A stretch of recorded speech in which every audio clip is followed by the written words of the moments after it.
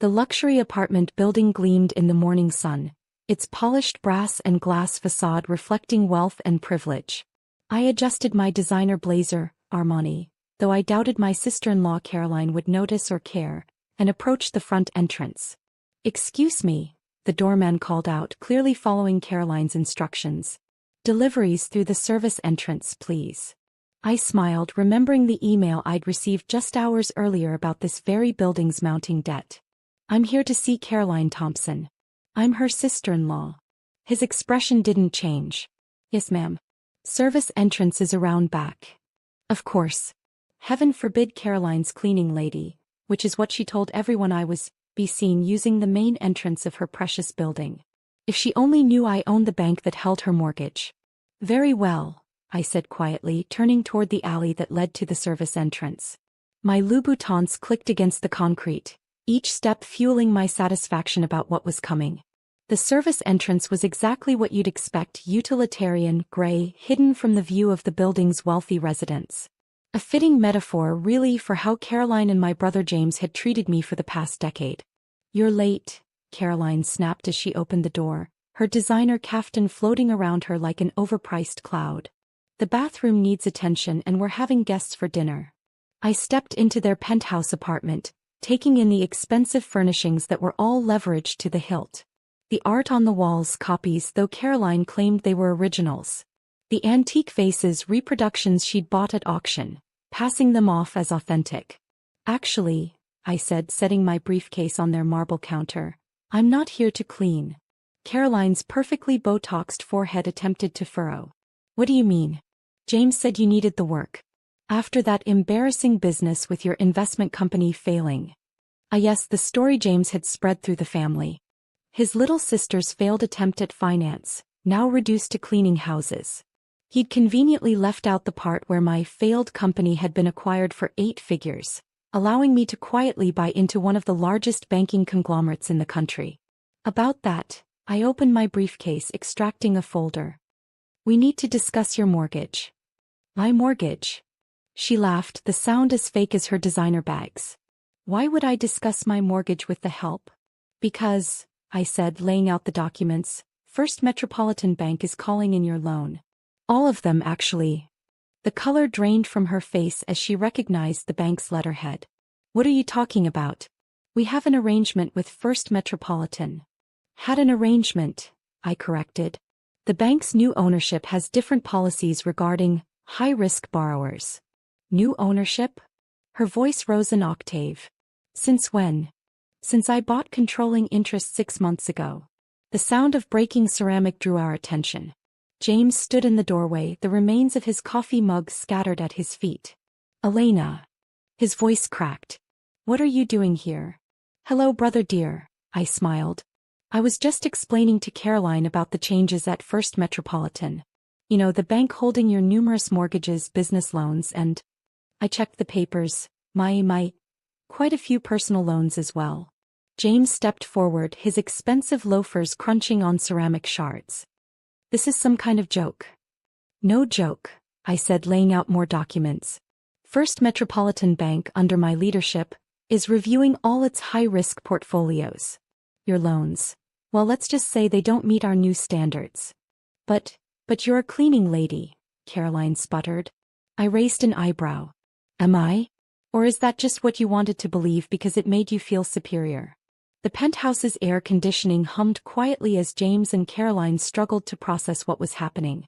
Through the floor-to-ceiling windows, the city sprawled below, a city where I now controlled more real estate than they could imagine. "This is impossible," James finally managed. "The cleaning service was a convenient story you made up," I finished for him.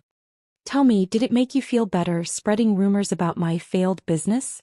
Did it help your ego to tell everyone your little sister was scrubbing toilets?" Caroline sank onto their Italian leather sofa, her kaftan deflating around her. "The loans, how much?" "Let's see." I consulted the papers with exaggerated care. "The penthouse mortgage $4.2 million outstanding. The Hamptons house $6.8 million. James's business loans $12 million. Personal loans, credit lines and various other debts Altogether, you owe my bank approximately $28 million. We can work something out, James said quickly, his sales persona emerging. Elena, we're family. Family.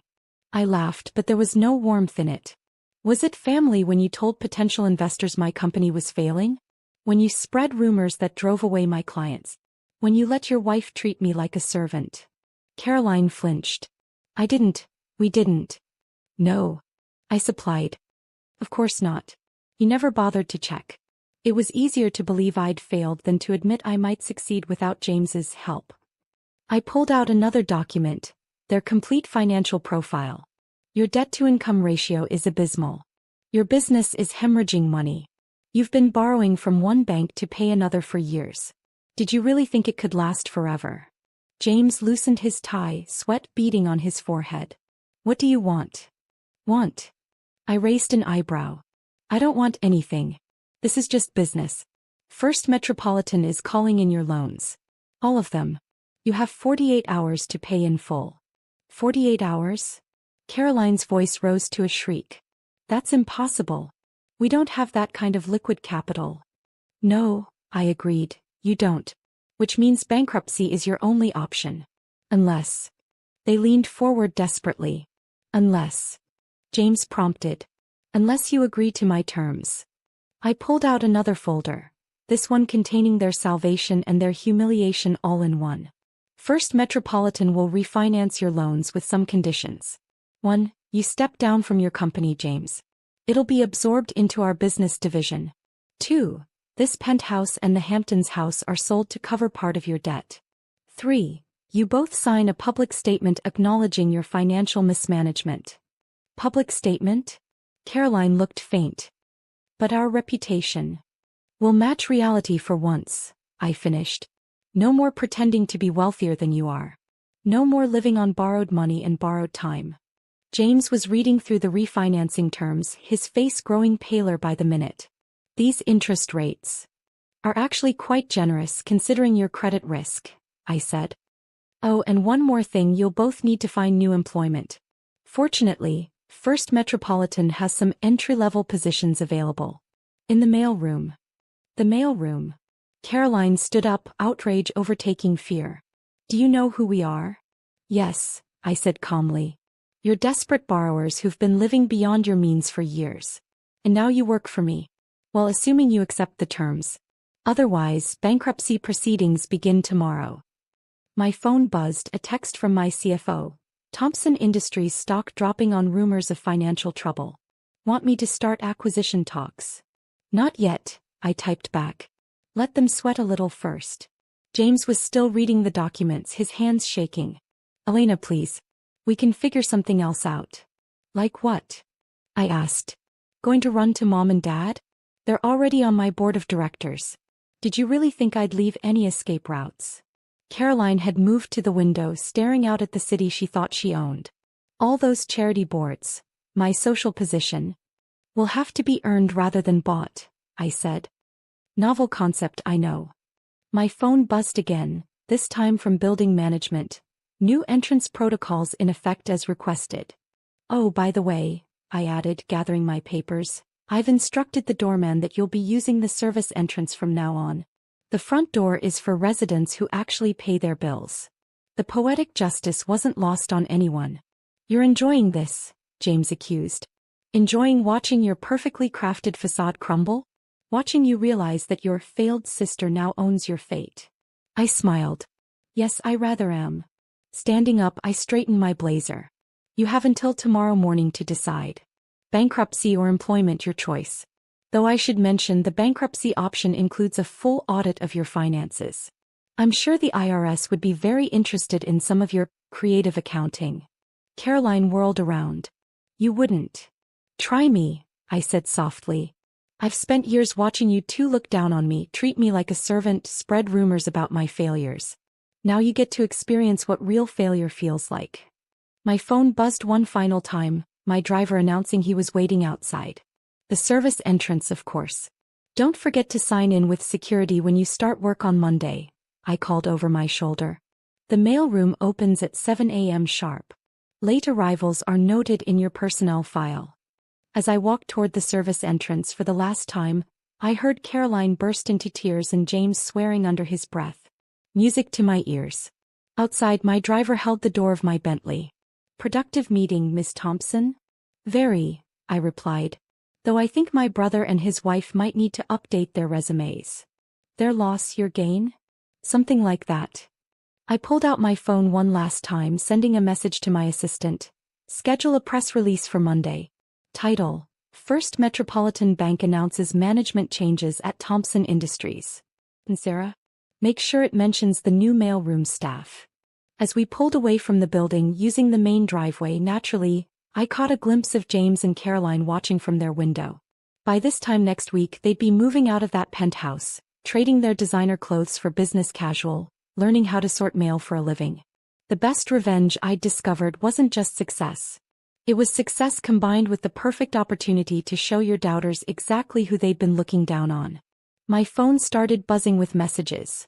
Other banks suddenly interested in selling their Thompson Industries debt, social climbers trying to distance themselves from James and Caroline, charity boards quietly asking about their pledges. The house of cards was falling and I had front row seats. Another text from my CFO. Thompson Industries stock down 40%. Ready to start acquisition talks now? I smiled, typing back. Not yet. Let's wait until they're sorting mail in our basement. Then we'll buy their company for pennies on the dollar. Success, like karma, is a dish best served cold. And sometimes the best way to serve it is through the service entrance. One final reminder of how far they'd fallen and how high I'd risen. As for James and Caroline, well, I hear the mailroom has excellent opportunities for advancement. In about 20 years. After all, everyone has to start somewhere. Even if that somewhere is at the bottom of the corporate ladder they thought they owned. Welcome to my world, dear family. The service entrance is around back.